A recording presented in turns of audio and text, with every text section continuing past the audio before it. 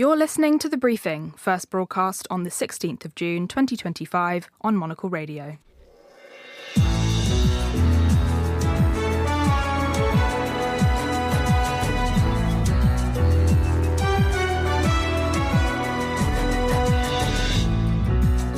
Hello and welcome to The Briefing, coming to you live from Studio 4 here at Duferstrasse 90 in Zurich. I'm Andrew Muller. Coming up on today's programme, the Paris Air Show gets underway for the 55th time. We'll be live as jets begin revving for the first aerial displays. Also ahead, given how volatile world events are at the moment, but also given how new many of these leaders are in their jobs, it will be a real test for many of them.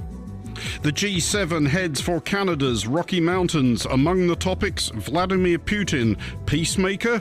We'll hear from the United States after a weekend in which President Donald Trump's show was somewhat stolen, and I think it's the first year that Grindelwald and Muran, they get together to focus on what they could do to present this valley like a very special place. So I think it's a nice start. An interview with the reviver of one of Switzerland's great hotels. That's all coming up right here on The Briefing on Monocle Radio.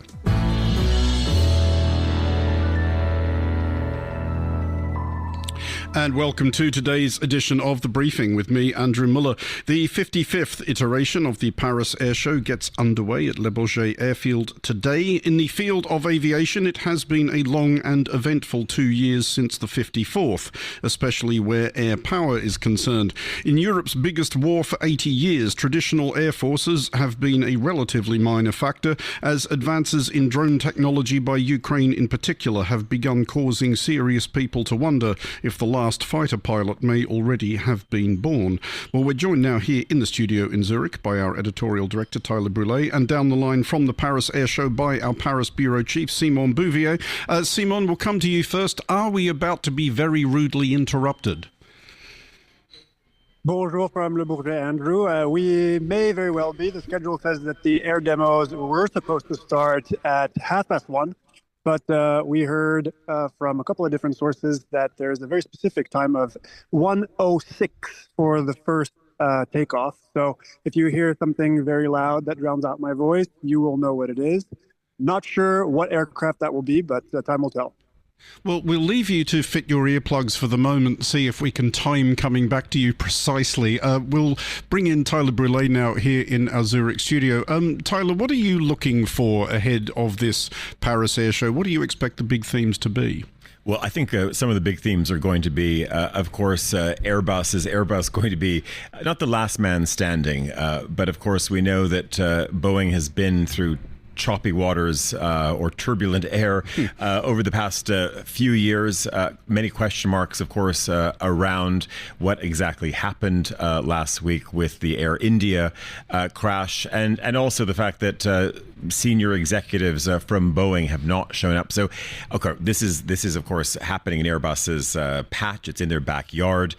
We've already seen a hint at a significant order from Taiwan-based Starlux this morning that they're looking to put in quite a significant order with Airbus for probably will be some new A350-1000. So I'm curious to see sort of how much are we sort of having a circling of wagons and maybe sort of just a deployment, of course, of more money into Airbus's coffers, and what this, of course, is going to mean, of course, for the biggest player, of course, in aviation out of the United States.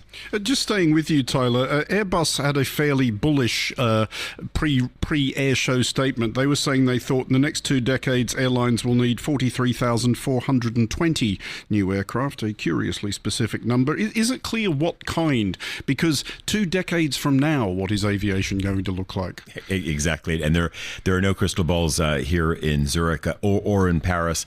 I think one of the things, just having just returned from the Middle East, and of course the Middle East, Andrew, is a huge market. When you think of Etihad, you think of course of Qatar having just done that massive deal with Boeing, in fact, off the back of course President Trump's tour of the region, and yes, and then you've got Emirates as well, and then you've got smaller players like Gulf Air who are also on the up. They're all, of course, course, going to be key when we look at the future of certainly passengers and cargo crisscrossing around the world. I was talking to an executive at Etihad, so they're very excited about. We've been hearing about point to point forever, and this idea that you don't have to go through a major hub. So that's curious because you've got the likes of Etihad talking about, of course, this point to point travel, but of course you know that most people who are going through Abu Dhabi are not getting off the aircraft. They are indeed connecting, but they're more interested in narrow body aircraft that can still have 3 or 4 classes in them, fly around 160 passengers or so, and open up new routes. And I think that's always sort of the defining story. Indeed, if you can, of course, bring new markets, of course, to timetable. So I think that's going to be the interesting space. Aircraft that can open up new markets, that can be a little bit leaner and fly longer, and of course are better, of course, for the pocketbooks of carriers. I've just noticed it's gone 13:06. Let's see what's happening. We try to do this to time. I was just about to say exactly that. It has just gone 13:06 in Zurich. Simon, back in Paris, is anything revving on the runway behind you? I can still hear both of you loud and clear for now. No, that's almost disappointing. How French that it's not ready yet. Simon, obviously this Paris Air Show is taking place with the backdrop of that huge war in Europe that I mentioned in the introduction, and what is largely an air war, actually so far exclusively an air war between Iran and Israel, which has been going on since Friday. To what extent are those conflicts dominating the conversation? Well, as you finished your question here, I could see the first, it's the drone, some kind of UAV flying overhead. So it's quite quiet. I don't know if you could still hear me, but buzzing around. No, we're having to take your word for it, Simon. They are punctual after all. To answer your question, I think that there have been a few kind of controversies here over inviting or not inviting Israeli companies who are involved in defense aerospace, considering what has been happening there since October 7th with the war in Gaza and all of that. But that's kind of more French domestic politics that has to do with the local authorities here around the Le Bourget airport. I think that when you look around the tarmac here, there are a lot of people in uniform. And besides the fact that all of these defense contractors and companies involved in defense aerospace are out in force, out of the 2,400 exhibitors here, we've got over 900 who are involved in defense. And then there's a bunch of mixed use, also companies that do civilian and defense both. So it's definitely a time between these conflicts and this rearmament plan that the EU, for Europe, that the EU announced back in March, and this kind of increasing willingness on part of European leaders, France and Germany walking in lockstep on this for the first time since the end of World War II, really, to really rearm Europe.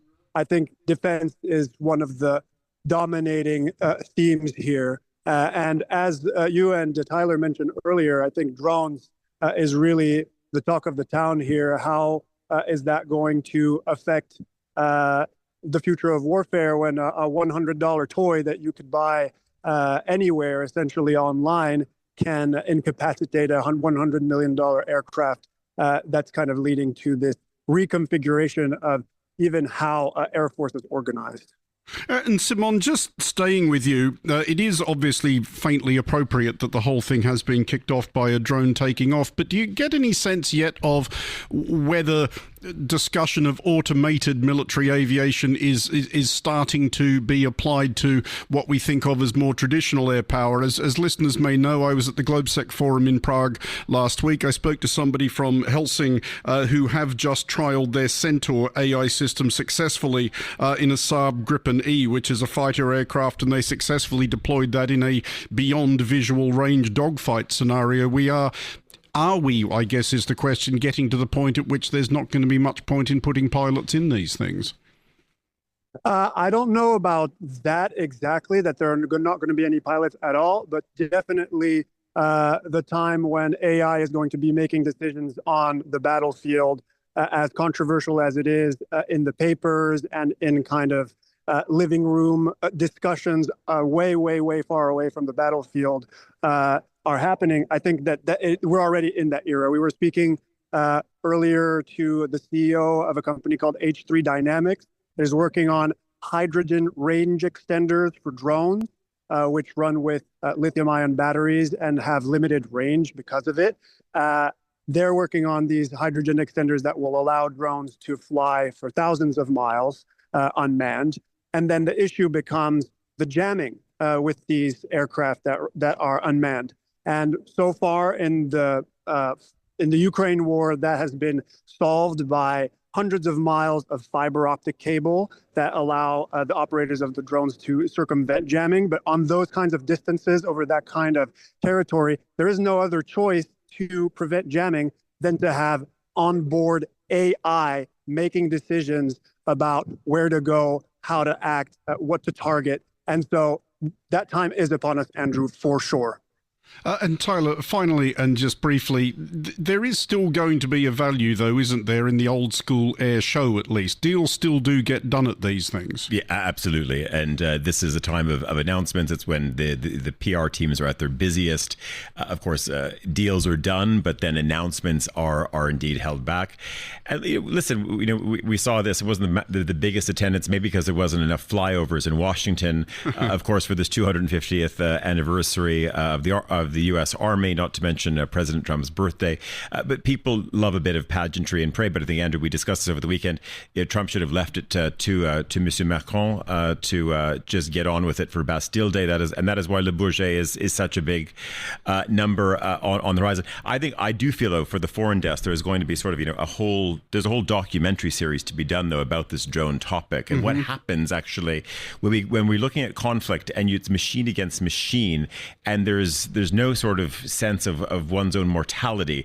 If it's only going to be unmanned undersea vehicles, unmanned air vehicles, if there is no sense of life and limb in all of this, what is that going to mean for modern conflict? So much for you to unpack. That I think program is in development between me and the producers.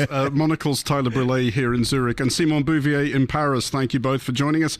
You're listening to The Briefing on Monocle Radio. Here is Tom Edwards in London with the day's other headlines. Thank you very much indeed, Andrew. Thailand is calling for more talks with Cambodia after Phnom Penh threatened to close land borders and block Thai imports. Prime Minister Shinawatra says he asked his Cambodian counterpart to hold more military-level talks to ease border tensions. The Washington Post is investigating a cyber attack that hit the email accounts of several journalists. The breach was discovered late on Thursday, prompting a company-wide password reset. Executive editor Matt Murray says a forensic team is now looking into the incident. And Renault shares dropped sharply on Monday as CEO Luca De Meo prepares to leave the company to take over at Kering. De Meo led Renault's turnaround and will now try to do the same at the luxury group. Renault shares fell 8%, while Kering shares have jumped on the news. Those are the headlines we're following this hour. Back to you and the crew in Zurich. Andrew.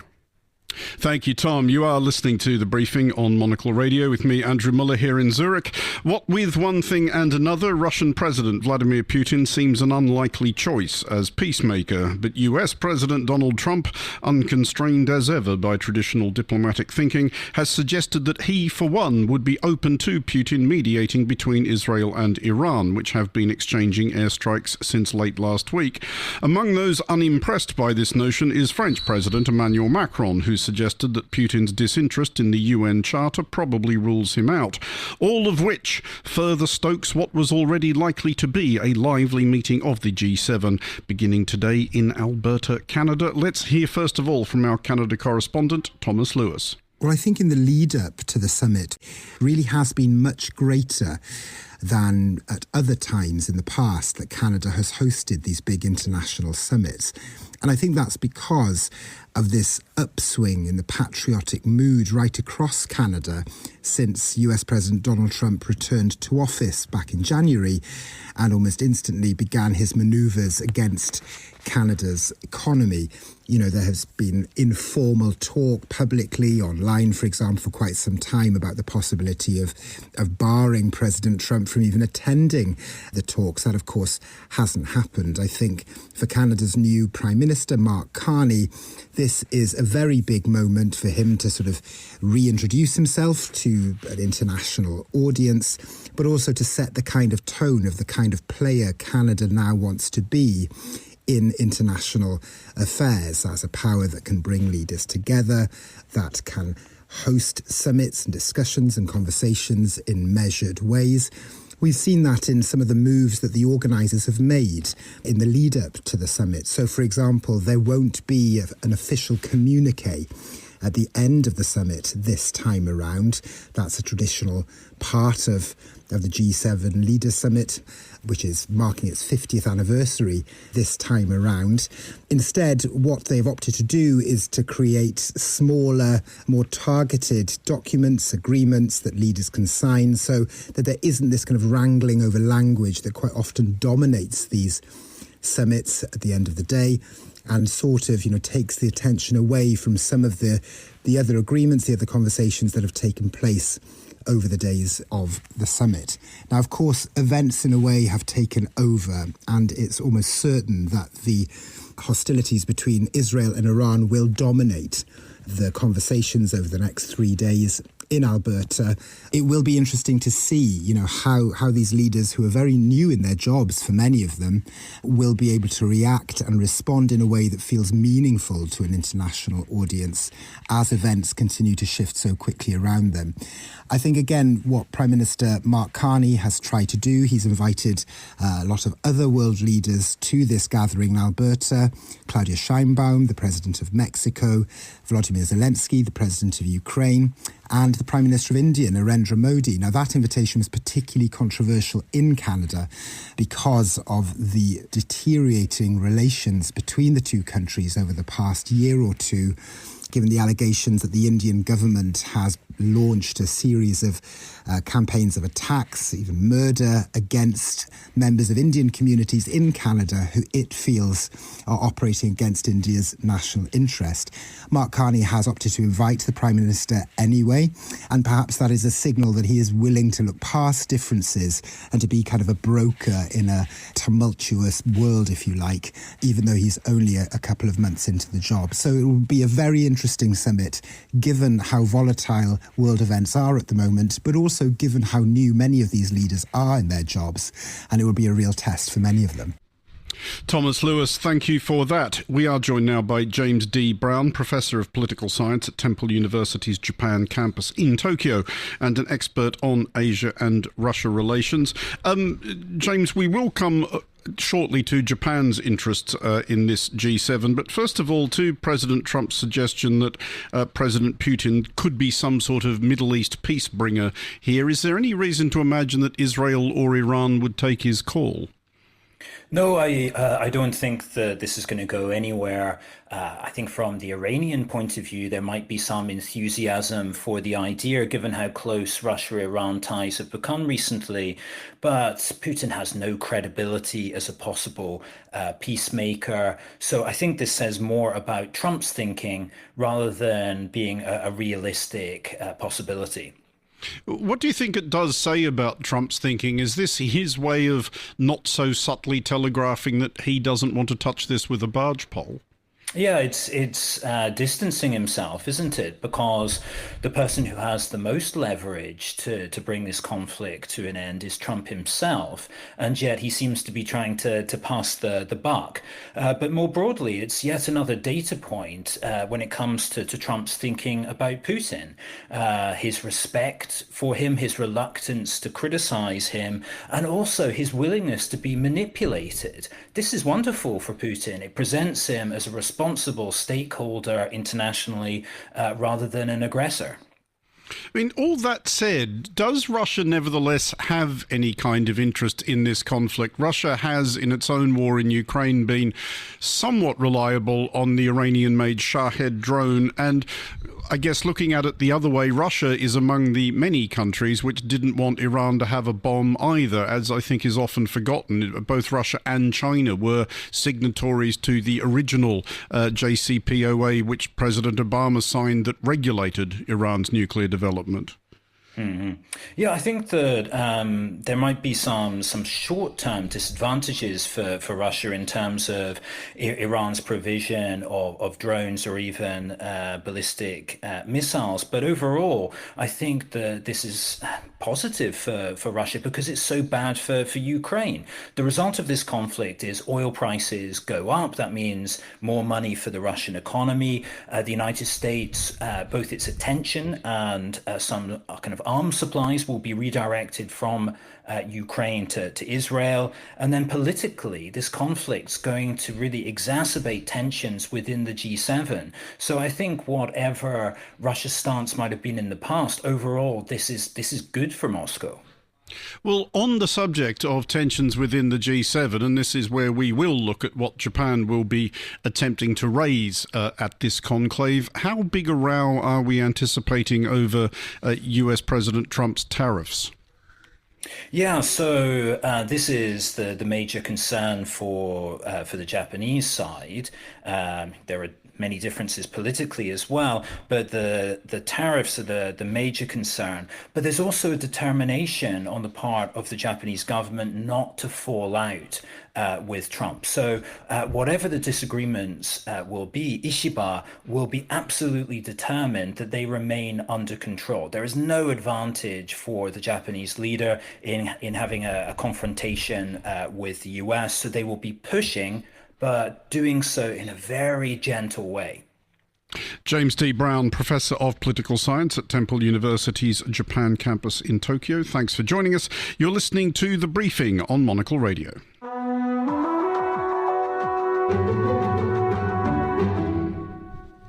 You're back with The Briefing on Monocle Radio. In the United States, President Donald Trump's 79th birthday on Saturday may not have gone entirely how he planned it. The military parade, allegedly convened in honour of the 250th anniversary of the founding of the US Army, was perhaps not the splendid martial march past in front of a vast and agog throng that President Trump envisaged. It looked more like people going for a bit of a walk, and anybody who did fancy attending did not struggle to find a seat. At the same time, protests against Trump all over the US under the banner No Kings attracted rather bigger crowds. The countrywide number ran comfortably into the millions. Well, I'm joined now from the US Capitol by Washington reporter H.J. Mai. H.J., first of all, to the parade, was it really as underwhelming as has been widely reported? Yeah, I mean, if you compare it to, parades we've seen in countries like North Korea, China, even Russia. Yes, absolutely. I think it was underwhelming. This was not the big pompous that probably Trump himself imagined. I mean, you just described it as it looked like, people were just going out on a stroll. I think, some people felt that way. It didn't, portray the might of the U.S. military, or in this case, the U.S. Army. As you rightfully said, this was to celebrate the U.S. Army's 250th birthday, which coincided with Trump's birthday. So yeah, I think overall, a lot of people felt underwhelmed, but I also talked to a lot of people who were just happy that a parade is happening in the first place, because they felt like, the U.S. military deserves to be recognized. But I think, some people were expecting more, absolutely. Well, indeed, H.J., you were among the smaller than anticipated turnout, as were a couple of people you spoke to, and you did solicit, I think it's fair to say, mixed reviews. Let's hear them.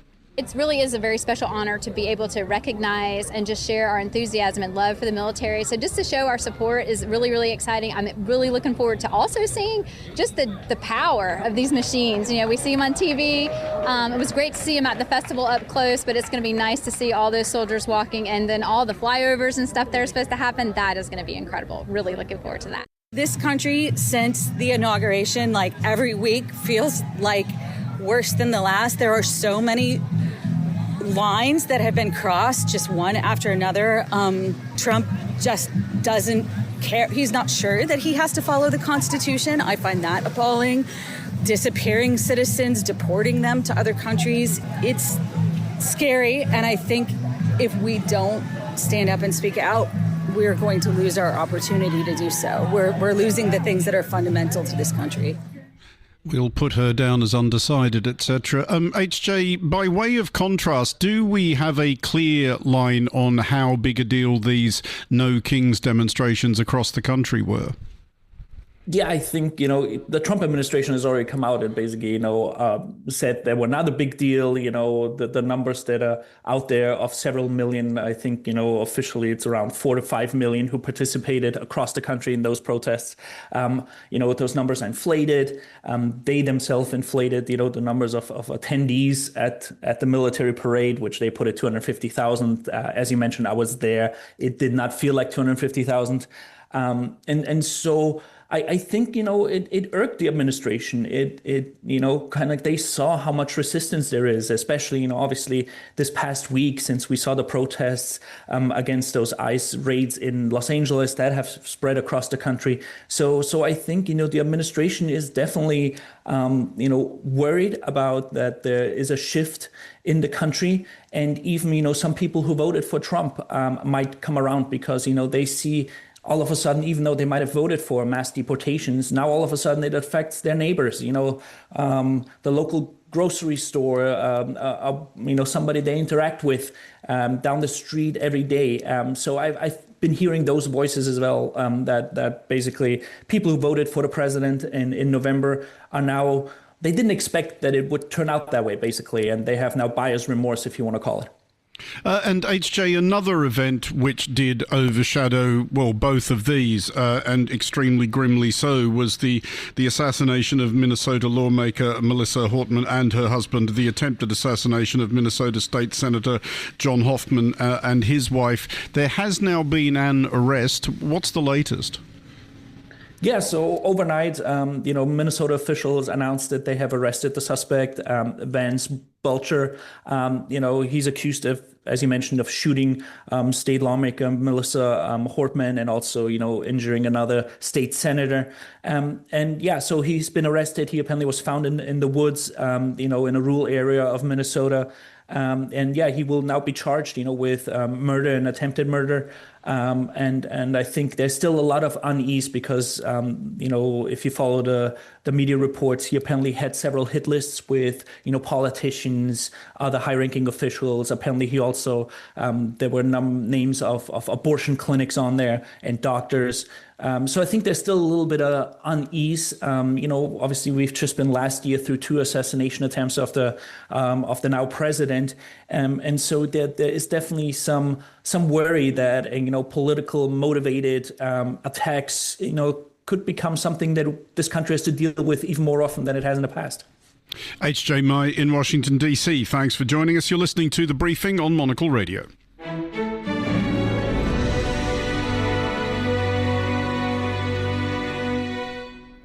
This is The Briefing in Zürich on Monocle Radio. Last Thursday's edition of The Globalist came to you live from elsewhere in Switzerland. The newly renovated Grand Hotel Belvedere in Wengen. 2 Belle Epoque buildings have been gently and thoroughly renovated, keeping the style of a grand mountain hotel but with the coziness of a quiet retreat. The man behind that redesign, Arnaud Christin, sat down with Monocle's Emma Nelson to talk about how he approached such a beautiful yet complicated project. Well, first we started to understand what Wengen is now and what was Wengen in the past. And we really had to study the history of Wengen. And then we found those 2 buildings because it's 2 hotels. The first one that was built was the Waldron, the smallest. And the biggest is the Belvedere that came like 10 years after. The Belvedere was built in the 1910 almost. And it was a pure high-max steel.